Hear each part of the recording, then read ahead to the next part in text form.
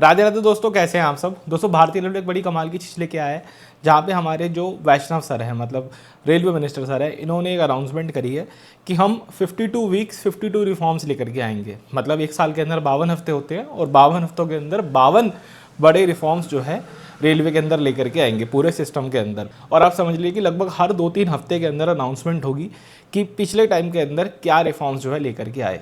तो अभी के लिए टोटल 4 रिफॉर्म्स की यहाँ पे अनाउंसमेंट हो चुकी है। मैं थोड़ा वीडियो देर से बना रहा हूँ, बट डिटेल में चर्चा करेंगे इन सारी रिफॉर्म्स को लेकर के कि कौन से रिफॉर्म ये करे गए हैं और क्या सारी चीज़ें जो है रहेंगी। तो सबसे पहले दो कौन से रिफॉर्म रहने वाले हैं आप अपनी स्क्रीन पे देख सकते हैं। सबसे पहले reforms for better onboard services और दूसरा है rail based logistic through Gatishakti cargo terminal and cargo related facilities. हो सकता है अभी आपको समझ में ना आए कि तो सारा क्या लिखा हुआ है, बट डोंट वरी, हम इसको डिटेल में चर्चा करेंगे। सबसे पहले बात करते हैं reforms for better onboard services को लेकर के कि ये क्या चीज़ है। देखिए यहाँ पे जो रेलवेज है उसका ये कहना है कि ट्रेन में जो ऑनबोर्ड सर्विसेज होती है उसको लेकर के हम बहुत ज़्यादा परेशान रहते हैं, लगातार उसको कंप्लेंट करनी पड़ती है, कभी कभी वो कंप्लेंट एड्रेस नहीं हो पाती है। तो उस चीज़ को ध्यान रखते हुए इसके अंदर बड़े बड़े यहाँ पर सुधार जो है किए जाएंगे। और मैं आपको थोड़ा डिटेल में समझाना चाहूँ तो आरएम सर यहाँ पे ये कहना चाह रहे हैं कि हम हर क्लास के लिए पूरी ट्रेन में जितनी भी क्लास है, चाहे वो जनरल हो, स्लीपर हो, एसी हो, सभी क्लासेस के लिए एक जैसी जो है ऑनबोर्ड सुविधा यहाँ पे देने की कोशिश करेंगे। एक जैसी से मतलब ये है कि जो साफ़ सफाई का लेवल है वो सब जगह जो है एक जैसा रहेगा। इसके अंदर उनका ये कहना है कि to establish clear responsibility accountability for deployed services and providers. मतलब अभी के लिए हमको जो प्रॉब्लम देखने को मिलती है कि वो कूड़ा बाहर फेंक रहा है, वो कुछ कर रहा है, ऐसे ऐसे हमें बहुत सारी समस्या देखने को मिलती है ना। तो उसके पीछे जब जांच पड़ताल करी जाती है तो ज़्यादातर गलतियां जो है कॉन्ट्रैक्टर, जो ठेकेदार होता है, जिस कंपनी के थ्रू वो काम चल रहा होता है, उसकी देखी जाती है। तो यहाँ पे इनका सबसे पहला पॉइंट ये है कि हम ऐसे ही लोगों को हायर करेंगे, मतलब ऐसी कंपनी को ही हायर करेंगे जिनका ट्रैक रिकॉर्ड जो है काफ़ी अच्छा है। खराब ट्रैक रिकॉर्ड वाले लोग यहाँ पे जो है हायर नहीं करे जाएंगे, ठीक है, जिससे कि जो सर्विस आपको मिल रही है वो भी अच्छे तरीके से मिल सके, एक अच्छी सर्विस आपको जो है दी जा सके। तो उसके बाद अगला है to engage professional self discipline proactive service providers who exceed customer expectation. जाहिर सी बात है ये महंगी पड़ने वाली है ठीक है, लेकिन आपको एक अच्छी सुविधा यहाँ पे जो है दी जाएगी। अब वैष्णव सर का उसमें स्पेशली ये कहना है कि अभी तक क्या होता है कि ये जो OBHS स्टाफ होता है, ऑन बोर्ड हाउसकीपिंग स्टाफ जो होता है, ये ट्रेन में ट्रैवल करता है। लेट से दिल्ली से चेन्नई ट्रेन जा रही है तो ये जो स्टाफ होगा दिल्ली से चेन्नई ट्रैवल करता है, लेकिन अब इस चीज़ को चेंज किया जाएगा। और जैसे हमारे ट्रेन में रनिंग स्टाफ होता है, आपने देखा है ना कि आपको जो ट्रेन मैनेजर होते हैं, जो लोको पायलट होते हैं, वक्त वक्त बदलते रहते हैं। सेम वे के अंदर जो ये स्टाफ होगा ये भी बदलता रहेगा, जिससे कि वो कहीं ना कहीं एक तो फटीक ना हो कि मतलब इतना लंबा सफ़र और सारा काम, इससे वो फटीक ना हो, ठीक है, और उसको भी एक प्रॉपर रेस्ट मिल सके, वो भी अच्छे से आराम कर सके। तो इस चीज़ का ध्यान में रखते हुए इनका ये कहना है कि ये जो OBHS स्टाफ है ये भी, इसकी भी ड्यूटी सेक्शन जो है टाइम पे तोड़ दिए जाएंगे, थोड़े समय में ये चेंज होते रहेंगे। इनका भी एक सेक्शन डिवाइड होगा कि यहाँ से दिल्ली से कानपुर एक टीम ए जा रही है, फिर कानपुर से दूसरी टीम आ रही है, इस तरह से जो है ये सारी चीज़ें जो है करी जाएंगी। इसके बाद इसमें जो इम्पॉर्टेंट बात है कि मल्टीटास्किंग स्टाफ और क्रॉस स्किल स्टाफ जो है वो लिए जाएंगे। मतलब ऐसे लोग लिए जाएंगे जो क्लीनिंग भी करेंगे आपकी ट्रेन के अंदर। छोटे मोटे अगर इलेक्ट्रिकल प्रॉब्लम आते हैं कि मेरा USB नहीं चल रहा, चार्जर काम नहीं कर रहा, लाइट काम नहीं कर रही, जो हल्की फुल्की चीज़ें होती हैं वो भी वही बंदा देखेगा। मतलब एक जो OBHS स्टाफ होंगे वो मल्टीपल काम जो है यहाँ पे आपके करेंगे। तो इस चीज़ का भी फ़र्क है। प्लस इसके अंदर इस काम को भी टेक्नोलॉजी एनेबल्ड किया जाएगा, जिससे इसकी एक रियल टाइम मॉनिटरिंग की जा सके। Flexibility to adopt route specific team, जिसकी मैं आपसे बात कर रहा था कि रूट स्पेसिफिक टीम होगी कि यहाँ से यहाँ तक एक टीम, यहाँ से यहाँ तक एक टीम, और जिनको जो है लॉन्ग डिस्टेंस ट्रेन के लिए जो है लगाया जाएगा। इसके बाद phase implementation over 2 years with periodic review. तो ये तो खैर देखो बट ऑब्वियस ही बात है कि इतने बड़े काम के अंदर ये होना ही होना है। इसके बाद हम बात करते हैं इनकी कि ये काम क्या करेंगे ये लोग। तो सभी कोचेस इंक्लूडिंग जनरल कोचेस, उनके टॉयलेट्स, बेसिन, गार्बेज कलेक्शन, ये सारा होगा। Attending minor repairs, coordinating water filling as required, checking reporting status of safety equipment, trained supervisor and service staff. तो अभी तक इस चीज़ की बहुत ज़्यादा कमी थी कि ये जो स्टाफ होता था ये ट्रेंड नहीं होता था। कोई भी उठ के आ जाता था कि भाई हाँ झाड़ू लगानी आती है ना, टॉयलेट साफ करना आता है ना, आजा काम कर ले, ऐसे काम होता था। लेकिन अब इस चीज़ को जो है बदला जाएगा, अब ये प्रॉपर ट्रेनिंग के साथ ही चलेंगे, ठीक है। उसके बाद किन ट्रेनों में होगा, अभी तक इसके ऊपर कोई क्लैरिटी अवेलेबल नहीं है, लेकिन आप यहाँ पे नंबर ऑफ जोन देख सकते हैं कि इन सब जोन में होगा।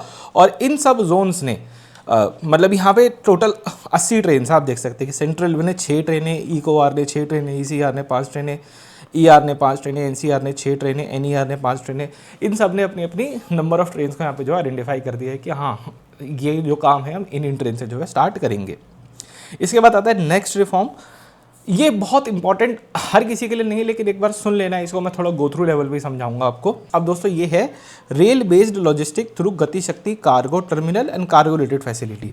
जैसे कि दोस्तों आप यहाँ पे देख रहे हैं कि ये गुड्स टर्मिनल है, ऐसे गुड्स टर्मिनल जगह जगह पे बने होते हैं। अब जो मालगाड़ी की मूवमेंट होती है हमारे देश में, वो जैसे हम पैसेंजर ट्रेन में ट्रैवल करते हैं ना, एक स्टेशन से स्टेशन भी, एक डेस्टिनेशन से दूसरे डेस्टिनेशन, इस तरीके से जो मालगाड़ी होती है वो टर्मिनल टू टर्मिनल चलती है, वो किसी एक टर्मिनल से निकलेगी दूसरे टर्मिनल में जाएगी। तो ये जो गति शक्ति कार्गो टर्मिनल है, इसके अंदर क्या किया जा रहा है कि ये जो हमारे गुड्स टर्मिनल हैं इनको आइडेंटिफाई किया जाएगा, इनके अंदर जो खाली स्पेस है उसको यूटिलाइज करेंगे। किस में यूटिलाइज करेंगे, लेट्स से कि वहाँ पे सीमेंट आती है, ठीक है।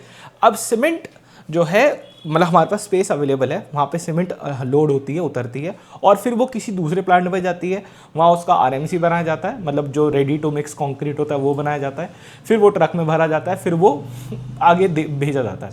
तो रेलवे यहाँ कह रहा है कि अगर हम पे जगह अवेलेबल है उस कार्गो टर्मिनल पे, वहाँ पे सीमेंट का बहुत ज़्यादा काम होता है, तो ये आरएमसी बनाने वाला काम भी हम वहीं पर कर लेंगे।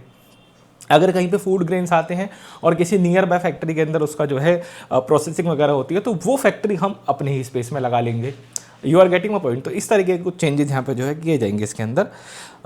जैसे मैं थोड़ा सा पढ़ भी देता हूँ। Under utilize good shed can be develop as GCT cargo facilities, migration to GC policy, easier migration of siding and private freight terminals with simplified process. ये थोड़ा कंपनी लेवल का है कि जो कंपनियां आके वहाँ पे सेटअप करेंगी उनको एक ईजी हो सके, वो आराम से जो है आ सके। फिर इसके अंदर एक स्टैंडर्ड लेआउट्स बनाए जाएंगे, सिंप्लीफाइड डिस्प्यूट रेजोल्यूशन बनाया जाएगा। अब ये एक इम्पॉर्टेंट, ये भी एक ऐसी चीज़ है जो हमें समझनी तो चाहिए, लेकिन अगेन सिर्फ उनके लिए ज़्यादा इंपॉर्टेंट है जो कहीं ना कहीं अपनी फैसिलिटी लगाना चाहते हैं। इसके अंदर एक अच्छी चीज़ क्या की गई है, जस्ट डिस्कस कर रहा हूँ आपसे, कि मान लीजिए मैं एक कंपनी हूँ और मुझे कार्गो टर्मिनल पे अपनी कोई फैसिलिटी लगानी है वहाँ पे, ठीक है। अब मैंने वो काम करना स्टार्ट करा, पहले धीरे धीरे सेटअप हुआ, कोई प्रॉब्लम आ गई, कोई डिस्प्यूट हो गया मेरे और रेलवेज़ के बीच में।